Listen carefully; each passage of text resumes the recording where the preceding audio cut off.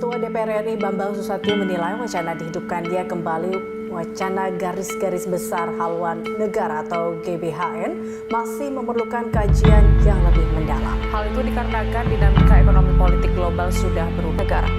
Pimpinan MPR RI dari fraksi Partai Golkar menggelar rapat tertutup membahas amandemen Undang-Undang Dasar 1945 dan garis-garis besar haluan negara atau GBHN. Dalam rapat ini, Partai Golkar sepakat dengan dihidupkannya kembali GBHN sebagai panduan arah pembangunan nasional.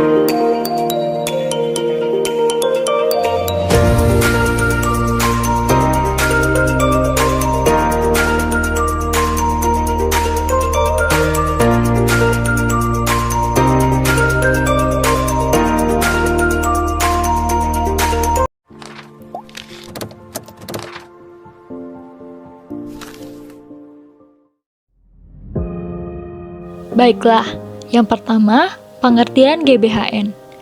GBHN sendiri adalah haluan negara tentang penyelenggaraan negara dalam garis-garis besar sebagai pernyataan kehendak rakyat secara menyeluruh dan terpadu. GBHN ditetapkan oleh MPR untuk jangka waktu 5 tahun. Selanjutnya, sejarah GBHN. Awal pembentukan dulu, MPRS atau yang kini dikenal MPR sudah mampu memilih presiden.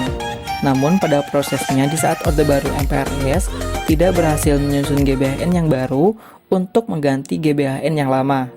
Tidak bisa dipungkiri memang dalam penyusunan GBHN memakan waktu cukup lama.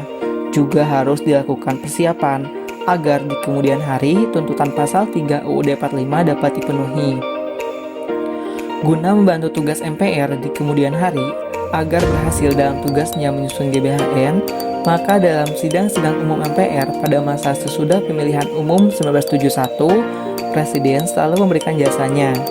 Sebagai Dewan Pejabat Tinggi Negara, akan senantiasa diberikan tugas untuk menjadi pelaksanaan dan pertanggungjawaban GBHN dengan mengkolaborasikan tugas MPR.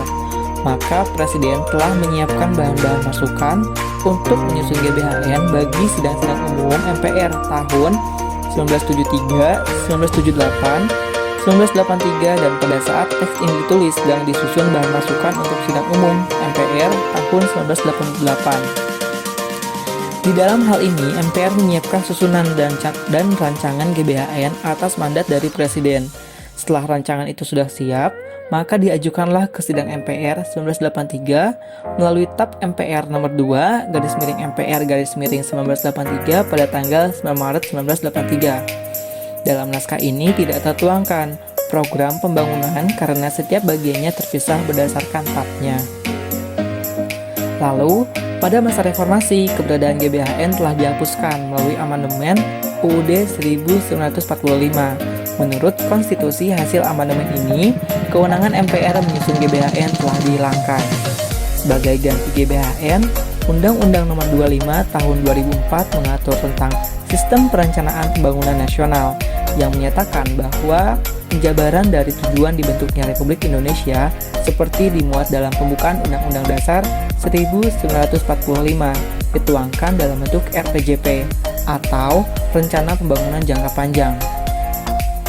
Skala waktu RPJP adalah 20 tahun, yang kemudian dijabarkan dalam RPJM atau Rencana Pembangunan Jangka Menengah, yaitu perencanaan dengan skala waktu 5 tahun, yang memuat visi, misi, dan program pembangunan dari Presiden terpilih dengan berpedoman pada RPJP. Di tingkat daerah, Pemda harus menyusun sendiri RPJP dan RPJM daerah dengan merujuk kepada RPJP nasional.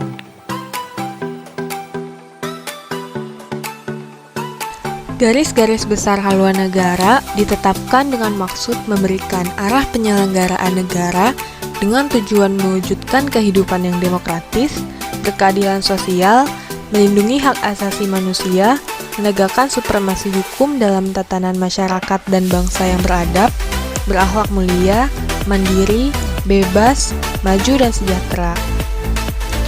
Berikut ini beberapa fungsi dari garis-garis besar haluan negara.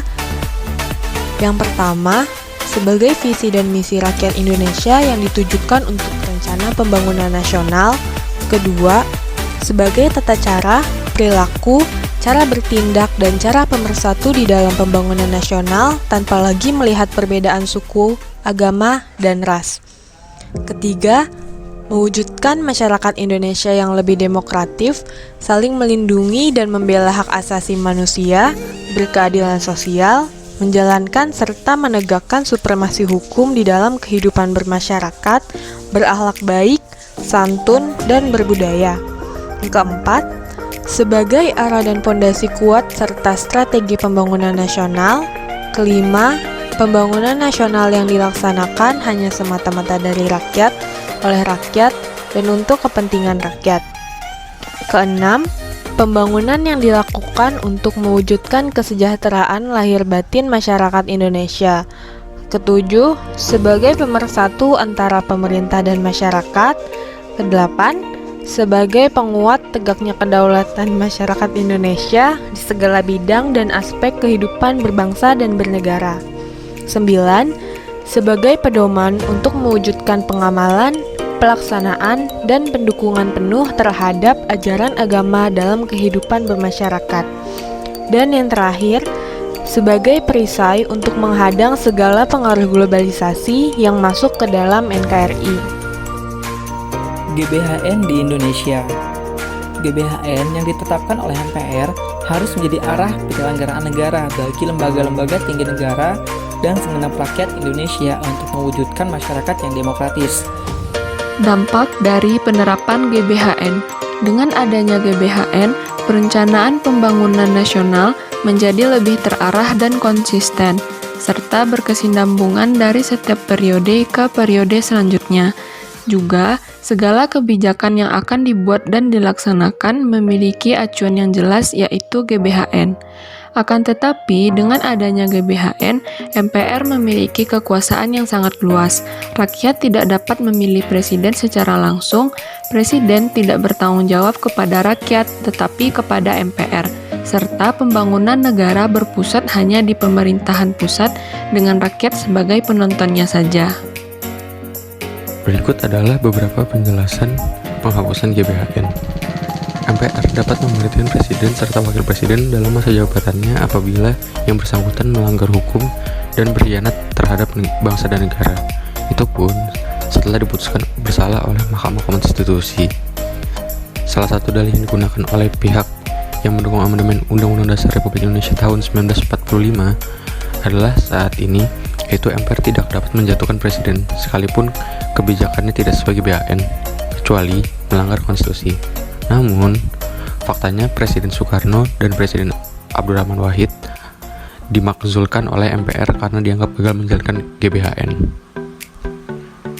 Pada masa reformasi, keberadaan GBHN telah dihapuskan melalui amandemen UUD 1945. Menurut konstitusi, hasil amandemen ini, kewenangan MPR menyusun GBHN telah dihilangkan. MPR yang anggotanya terdiri dari anggota DPR dan anggota DPD hanya bertugas untuk mengubah dan menetapkan undang-undang dasar, melantik presiden serta wakil presiden terpilih yang dipilih langsung oleh rakyat. Selain itu, MPR dapat menghentikan presiden serta wakil presiden dalam masa jabatannya. apabila yang bersangkutan melanggar hukum dan berkhianat terhadap bangsa dan negara. Itu pun setelah diputuskan bersalah oleh Mahkamah Konstitusi. Ketiadaan GBHN merupakan konsekuensi logis dari pemilihan presiden secara langsung oleh rakyat, sebab salah satu aspek penilaian calon presiden seharusnya melalui rencana atau program yang ditawarkan, atau yang kita kenal dengan visi misinya. Program-program yang ditawarkan ini, yang dikenal sebagai visi misi, merupakan interpretasi capres dalam upaya mencapai cita-cita bangsa yang secara eksplisit tersurat di dalam pembukaan konstitusi.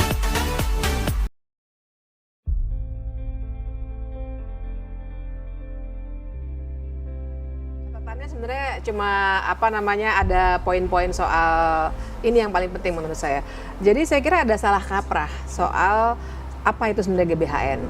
Jadi dalam hukum tata negara kita harus ingat bahwa dokumen apapun namanya mesti punya dua implikasi.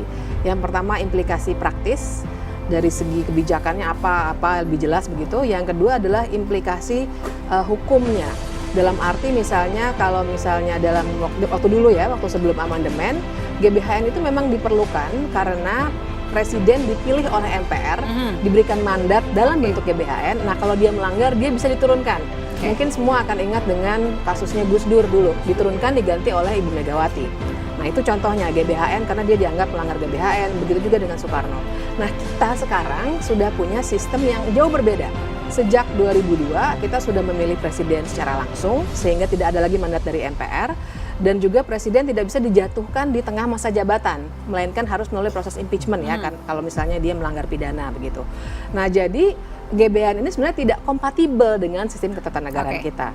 Tapi itu baru satu. Yang perlu diingat adalah kalau kita bicara haluan negara, tolong jangan sampai lupa kita punya, nah ini contekan saya nomornya soalnya, kita punya Undang-Undang Sistem Perencanaan Pembangunan Nasional tahun nomor 25 tahun 2004 dan kita sudah punya, kalau misalnya bicara ini RPJM kan 5 tahunan dan seterusnya, kita punya rencana pembangunan jangka panjang yang dibentuknya juga dalam bentuk undang-undang sehingga bersama DPR, jadi tidak hanya presiden sendiri, dan itu tahun 2007 sudah dibikin sampai tahun 2025 sudah ada.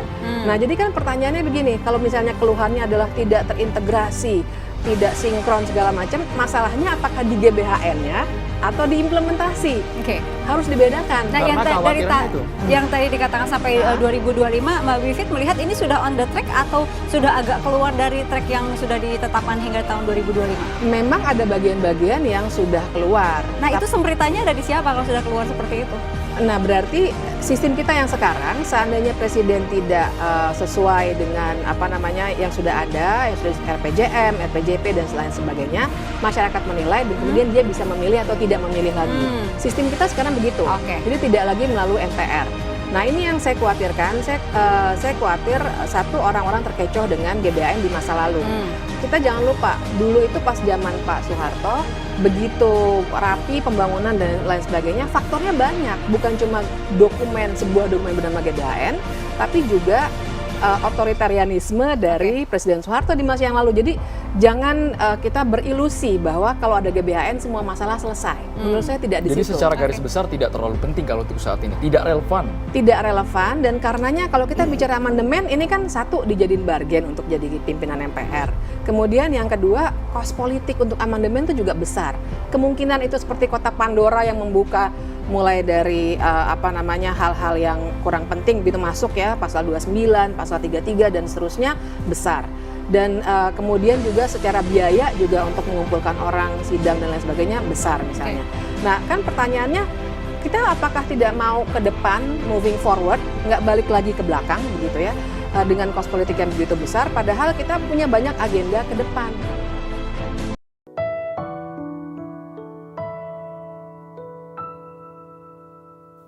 Berkibarlah bendera negeriku, berkibarlah engkau di dadaku, tunjukkanlah kepada dunia semangatmu yang panas membara.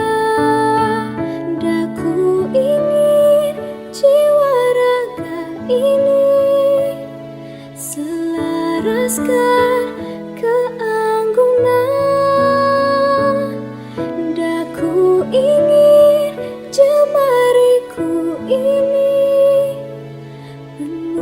gariskan karismamu.